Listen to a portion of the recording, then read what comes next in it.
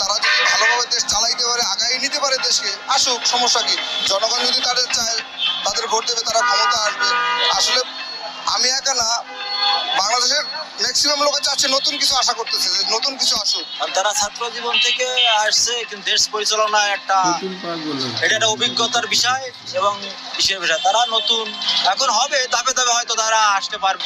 তবে এখন যদি জনগণ তাদের পক্ষে থাকে তাহলে তারা এগোতে পারবে, দেশ পরিচালনা করতে পারবে। ছাত্র হইয়া তারা আন্দোলনে নামছে, বেশ ভালো কথা। তারা আন্দোলন করে সরকার পতন করছে, তারা সরে যাক। ইনুস আছে, যারা আছে তারা রাষ্ট্রটা চালায় ঠিকঠাক মতন একটা নির্বাচন দিব, তাই না? তারা যদি দল গঠন করে, এটা মেনে নেওয়ার মতন না। কারা ভোট দেবো? আমার মেয়ে অনার্সে পড়ে, 4th ইয়ারে। আমি ওর বাবা হিসাবে, আমার আরেক মেয়ে ইন্টারে পড়ে, ইন্টার পাস করছে, কেন আমি ওদেরকে ভোট দিব?